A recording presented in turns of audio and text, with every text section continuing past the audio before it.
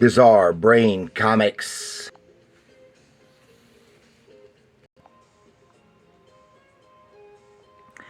Hello, my comic book friends, and, and welcome to Bizarre Brain Comics. I'm Gary, your host, and this is where I like to take a look at some older comics, talk a little bit about the characters and creators, and examine the stories and the art.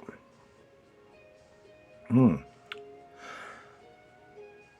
this time, I want to take a look at Comet Man number 6 from 1987 by Marvel Comics. And here we see this engaging Bill Sinkovic's cover. Comet Man, this Comet Man was Froggy. Comet Man was written and created by Bill Mumy and Miguel Ferrer, with pencils by Kelly Jones and inks by Jerry Taylor, and it was a limited 6-issue limited series. Now, for those names may not be familiar to you, Bill Mumy and Miguel Ferrer were actors. Bill Mumy played Will Robinson on the 1960s TV series Lost in Space, and he was also played the alien character, I think his name was Lanier, and I may have my names misremembered, on Babylon 5 in the 1990s. And Miguel Ferrer is the son of actor either Jose Ferrer or Mel Ferrer. I can't remember which. And he is best known for his part in the as a real douchebag in the original RoboCop movie, and he's been in various other films and TV series since then. In fact, he played the crooked vice president in Iron Man 3, and he was also in. I had a small part in Search for Spock, I think it was, and in Search for Spock,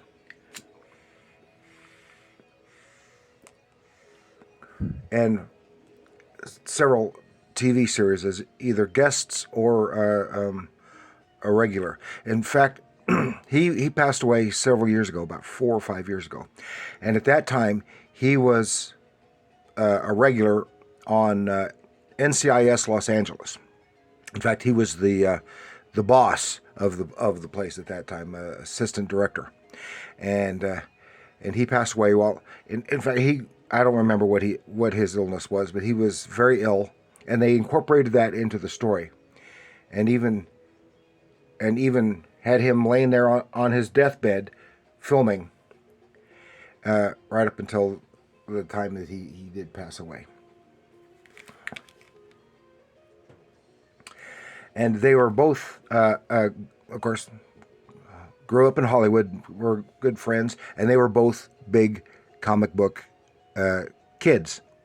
This is not their only comic book outing.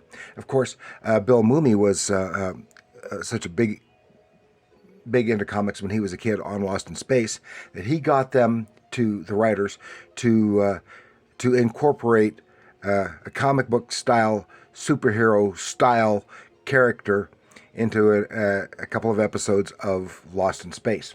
That was the one that had the killer superhero androids, and it will crush, kill, destroy. Yeah, that was for Bill Mumy's benefit. And then they worked together also in the 90s, writing for Innovation's Lost in Space comic. And I covered an issue of that one time. Okay, Comet Man is a fictional superhero character published by Marvel Comics. He first appeared in The Comet Man #1 in '87, created by Bill Mumy and Miguel Ferrer and Kelly Jones, inspired in part by the passing of Halley's Comet at that time. The character and book was originally to be a comic book title in a proposed Twilight Zone script. It was during one of the Twilight Zone revivals. After meeting Marvel editor-in-chief Jim Shooter at the San Diego Comic-Con, they decided to try it as an actual comic book. And the character was to fit into the greater Marvel universe, with guest shots of the Hulk and Captain America and the Fantastic Four. Although only having a 6-issue run of the title, the character has appeared elsewhere in the Marvel universe from time to time. Yeah, and as I recall, I think I had gotten all 6 of the of this initial run at the time. If not, I only missed 1 or 2.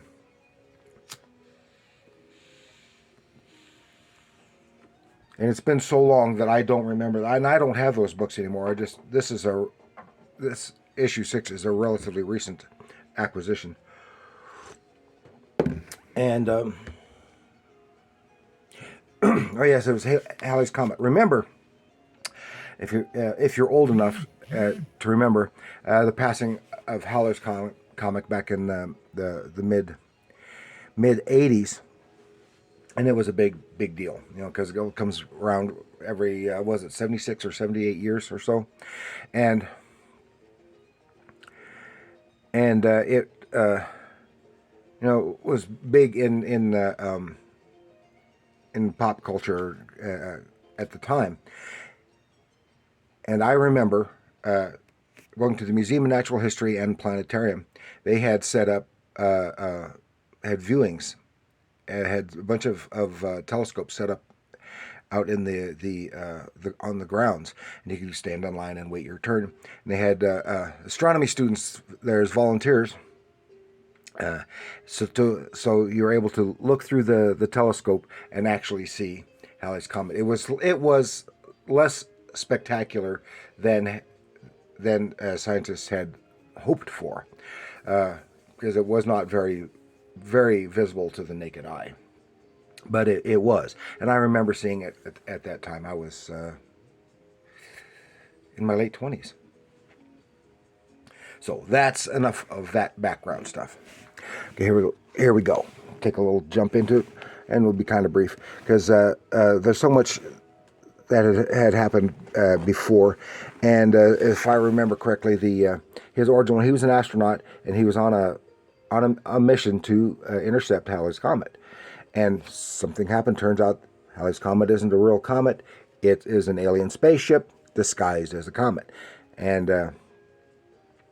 that intersection basically vaporized him. The alien in the ship regretted that, was able to reintegrate him, but in the process giving him the powers of these alien species, and that alien is known as Max. But over the course of this, he's been so kind of corrupted by contact with humans and human culture via it's just an observation mission via pop culture and television, media, stuff like that. That Max has been corrupted and kind of gone insane. And that's kind of where we are. There's an organization known as The Bridge, who's they're bad guys. And the head bad guy is Comet Man's own brother. And their last name is Beckley. I've forgotten his first name right now. And then here we go. This is another intercept mission. And this is one headed by The Bridge. And he's intercepting the comet. But they know it's not really a comet, and they're wanting to get that alien technology, and the alien himself, dead or alive, preferably alive, but dead if necessary. So they contact him. Says they're there at the behest of Dr. Stephen Beckley, who is the Comet Man, whom he knows. Oh yeah, come right in. He shuts off the camouflage, which is a big billowing flame. This here is kind of shows a little bit of the ignorance of the science involved. Well, it wouldn't necessarily be for the ship, but because many people have the idea that a comet is a flaming ball going through the solar system, when it's not. It is a ball of ice and dust. And it looks like it because as it gets closer to the sun, it is heated and has outgassing and creates this the tail, which looks like a flaming tail, but it's not. So anyway, this is an interesting interpretation of the alien ship, kind of cool. And then the interior, wow, look at that. They come aboard and they talk, the rest is silence. Then we cut back to Earth. Something has just happened. There was a big explosion. Here is Comet Man, and in this explosion, his son has been injured, and he is comatose, or at least, comatose, later catatonic, and he's said, "Did you come to gloat, Hilbert?" His was the person who was his friend, but it also works for the bridge, and was responsible for the death of Comet Man's wife. And now he's afraid the death of his son. But here he said, "I'm sorry, all that happened. I was wrong. I was doing what I thought was best, and it backfired. But here is the problem." And then he brings him up to speed, even though he's almost about ready to be killed by Comet Man. Brings him up to speed that the bridge is about to attack Max, the alien Max, on his ship, to try to get the technology. And he relents, and then he uses some of his alien powers to teleport away. Meanwhile, we get his brother, director. I'll just call him the director, in communication with the astronauts as they're meeting Max. And Max, I said, is getting a little bit on the nutty side. And he says, "What brings you? We're going to have a party. And, well, he hasn't teleported away yet, and they're still bringing him up. This is when he teleports away, and he leaves his injured son in Hilbert's care. Says, "I'll take him to your sister's," and she'll or sister-in-law, I can't remember, the boy's aunt, and we'll take care of that. There they are on the ship, and Comet Man has teleported to the ship. And you can see they're being menacing. Said there's not going to be a party, and we're here I want you to come with us. And he says, "No, I'm not going to." And then he draws and uses his blaster, but Max, using his alien powers, zooms the blast back at his antagonists. And you can see here this cool transition of Max from a kind of sedate, calm individual until he is just totally whacked out, and he speaks a lot in idioms, pop culture idioms, like "Here's Johnny," that he has heard and seen on television, movies and stuff, that broadcasts that he has intercepted, and it is all this. To him, weird human culture has really had a debilitating impact on his mind, and he zaps all the aliens or the humans, astronauts. A couple of them get away, and then he turns they get away on their ship. Then he turns the Comet camouflage on again, which vaporizes those astronauts. That's a very gruesome depiction right there. It's when those astronauts are zapped, and he is trying to calm Max down, return him to some level of sanity, and he's decided that he is going to destroy the Earth. And then we see depictions of his descriptions of that destruction, but he's trying to calm Max and convince him not to do such a thing. Here we're back on Earth. when Hilbert has gone to the bridge, they're not going to let him in. They've been instructed specifically not to let him in because he's part of the organization. When he takes out the guards, goes down there to Comet Man's brother, who is the director, and says, "You're not going to do anything." And he pulls a gun on him.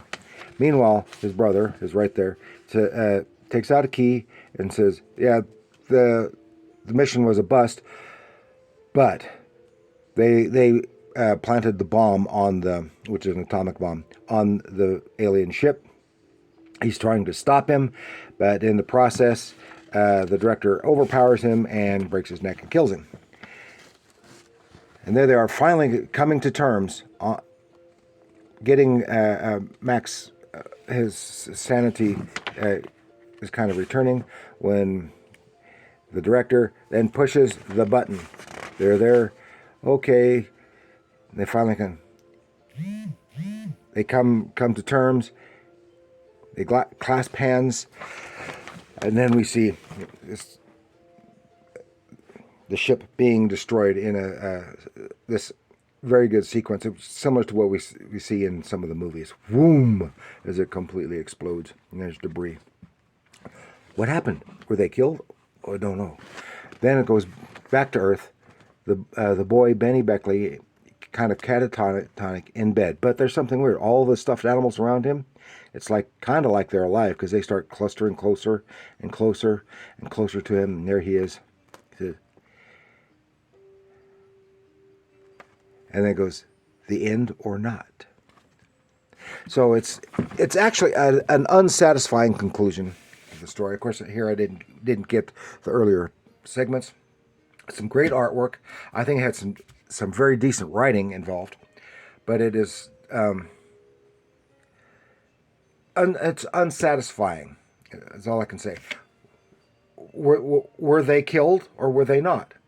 Well, I presume that they were, especially since in the fact that they that Comet Man comes back later. I would guesstimate that Max realized about the bomb just before it was about to go off, and they teleported away. That's all I've got for you this time. I had some good artwork, good visual storytelling, good anatomy. I think everything, as far as in the art is concerned, was done very well, and I really like that aspect of it. I say the conclusion is less than satisfactory as far as I'm concerned, but overall it is probably a good storyline. Is because I remember liking it when I read it. Even when I first read it, I did not like the conclusion. So that's all I've got for you this time. So please like, share, subscribe. Do leave a comment, and let me know what you think about Comet Man, about Bill Mumy and Mel Rodriguez. Did I say that right? Miguel Ferrer. Where'd I get Rodriguez? Miguel Ferrer. And all that stuff. And remember, comics are art.